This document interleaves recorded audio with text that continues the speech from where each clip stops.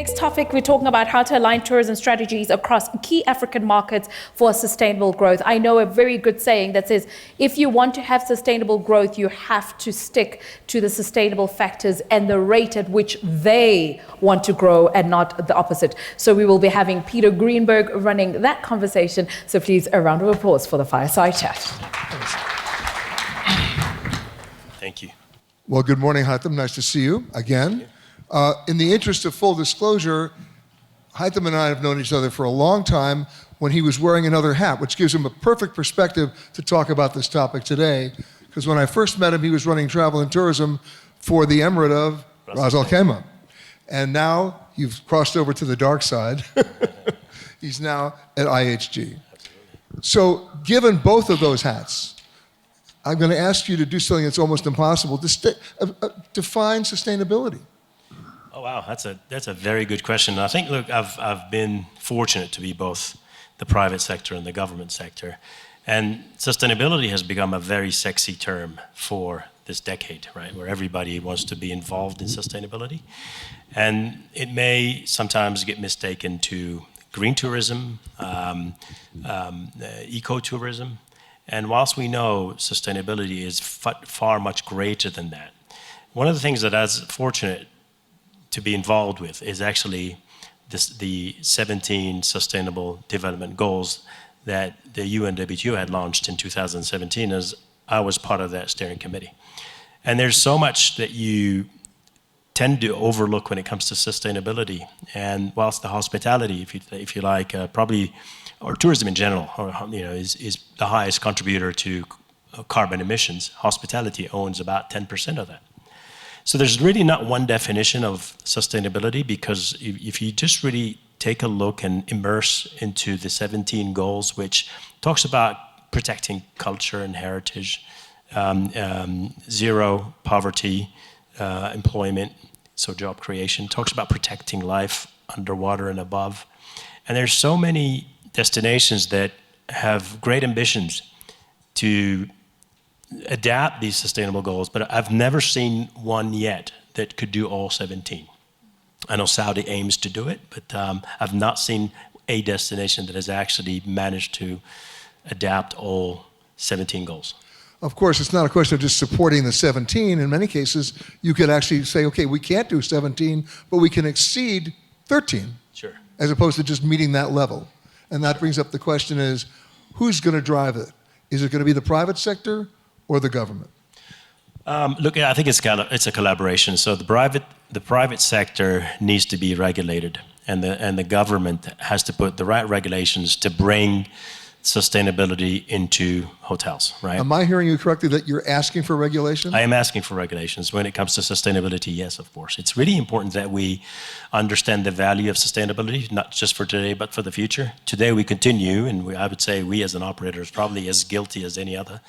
We continue to design and build hotels in the same way we did pre-COVID, right? And so when we look at space management, and when we look at smart room management, when we look at sustainability in general, investors see this as an expensive investment.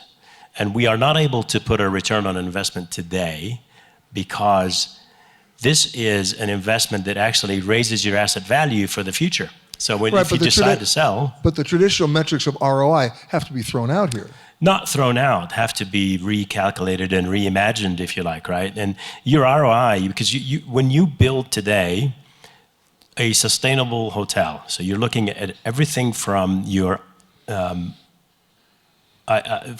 engineering to design to layout to conserving energy, right? This is bringing your asset value up. When you decide to sell a hotel in a decade down the road, you're already there, fitting all the criteria needs to be met for a sustainable hotel. Now, to try and convert an existing hotel today, like the one we stay at, is probably an enormous amount of money to convert that. So building from scratch may still be a lot cheaper.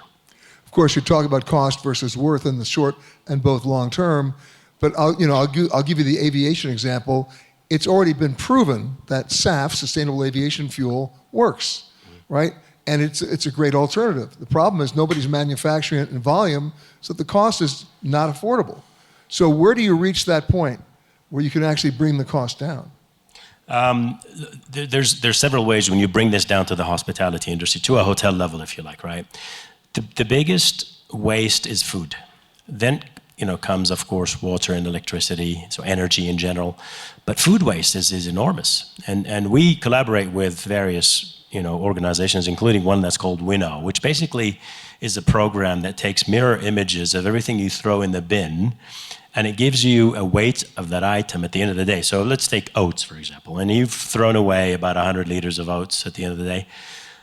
The chef and the director of F&B would get together and re-engineer the menu to take that item off the buffet so it's not thrown away at the end of the day, and perhaps portion it on a menu so it's made to order. A, it's fresh, B, it's not going to be thrown away. That's just one side of the business, right? But then when you look at energy, and I think that, there's one project that I'd love to work on for the hospitality industry, is for us to be able to measure, Peter, your consumption during your stay here, of how many liters of water you consumed and how much kilowatts you consumed. And by the time you leave, you don't necessarily get a bill, but you get on your statement how much liters of water you consumed and how many kilowatts you consumed during your stay. That's just awareness. Now, you may choose to do something about it the next time you stay at a hotel, and you say, gosh, I must have left the TV on for too long, or, gosh, I may take too many showers, or I'm giving the laundry back too soon, right? And you might be conscious about it the next time and decide to do something about it, or you may not. It's just human behavior. Yeah, it's sustainability is really down to human behavior. Look at us here. We all stay in hotels, and we all use the towel once, and we want the bed sheets cleaned every day. Right? When we don't do that at home, you use a towel at least twice, and your bed sheets may be changed every 5 days. But we become a bit more, sorry for the term, abusive in the way we behave when we stay in hotels. We tend to go to the buffet. We have entitlement issues. We have entitlement issues, absolutely. And because we paid for that room rate, we want everything that comes with it, right? We feel entitled that we should take everything away. And buffets are, I'd be delighted when buffets become a thing of the past. And you look at a buffet a whole different way now. You do. Because absolutely. you take a look at that entire display and go, where does this all go 2 hours from now? Yeah, absolutely, absolutely. But let's talk about Africa. Go ahead. I've got a certain soft spot for Africa, and as an American citizen who grew up most of my life, or all my life, in the U.S., Africa was always assumed to be a country, and we all forget Africa is a continent. 54 countries, right? In the same way, when I spoke to Americans at a young age and say, I'm from the Middle East, and they think Middle East is one country, right? There's 28 countries in the Middle East, quite diverse. In the same way, Africa is very diverse. We heard from the ministers earlier about, their ambitions to grow tourism, and I think that's absolutely inspiring. But when you look at the top 10 most visited countries in Africa, Morocco tops that. How many visits? How many visitors? About 11 million. Still small. Still small. Dubai alone, the small city of Dubai, attracts 16 to 20 million. Saudi's talking about 100 and 150 million, right? And Saudi is about the 12th or 13th largest country in the world, so it's almost a continent. But Africa, with its diversity and its natural assets, its culture, its history, its heritage, has so much to offer versus any other country. The minister of Nigeria earlier said we have everything but snow. Dubai doesn't have snow. We've got the ski Dubai, but that's not what people are coming to Dubai. And I guarantee you, people will not be going to Nigeria because you don't have snow. There's so much more to offer in Nigeria. Now, we had a hotel in Nigeria, in the Intercontinental in Lagos, many years ago, and we had to, unfortunately, part ways with the owners there, but Nigeria comes with a little bit of baggage, doesn't it? Safety, security, it's always been sort of a big topic. And I think what the minister was alluding to, we're doing a lot of PR and a lot of marketing. That's great news, because that's what people want to hear, that Nigeria is safe to visit now. You can go and enjoy, what the attractions Nigeria has to offer. Now, this is my second time in Namibia. I came here in 2011 for the opening of the Hilton when I was with Hilton back then. Oh, okay. There's probably some Hilton folks here. So I came here to see the opening of the Hilton in Windhoek. Beautiful property, great location. And also, look, we in ISG have had our footprint here in Africa dating back to 1971 in the Holiday Inn in Johannesburg. So we've had presence in Africa that dates so far back. But you talked about earlier connectivity. That's a big challenge here in Africa, isn't it? You talked earlier about, is hospitality a profession or is it a job? Upskilling and skill training remains to be a challenge here in Africa. One of the biggest challenges we have is finding skilled professionals for design and contracting, for example. You want to design a hotel and build it? Good luck trying to find the right talent in Africa. I'm talking about across Africa, not being really prejudiced to certain parts, but across Africa, you just don't have that talent. And attracting talent to hospitality, as you rightly said, Peter, where hospitality professionals do not see this as a job, but more as a profession and a career, is somewhat limited in Africa, if I may say. So are you saying, based on that, your growth in Africa is limited? Our growth in Africa is limited today for various reasons. A, policies keep changing. Regulations keep changing. There's probably lack of consistency. Take away connectivity and all that. We've lived with connectivity and lack of it for, decades. But one of the analysts recently said the next decade is for Africa to lose. The big question is, what is Africa going to do with that? What is Africa going to do with this opportunity for the next decade to actually win in the tourism sector? And WTTC, they announced some reports that said, since 2000, Africa has doubled its number of tourists. But they also have over $160 billion of opportunities to unlock in the next decade. Imagine that growth potential for Africa. Right? Imagine that opportunity that Africa has, despite the challenges. So you had some amazing questions to the ministers before me. Are you talking to the transportation minister? And that is where it's really important not to get on just a country level collaboration, but get on a continent-wide level collaboration. Cross-selling opportunities are incredible. I'll give you an example that happened in the Middle East. Yes. Israel was doing very, very well in tourism. Jordan was not. Jordan figured out, we have a peace treaty with Israel.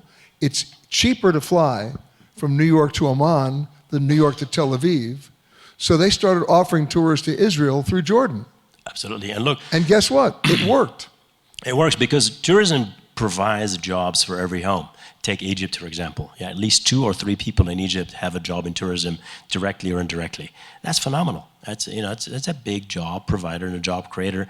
And all the bread earners, mostly in Egypt, are somehow related to hospitality, indirectly or directly.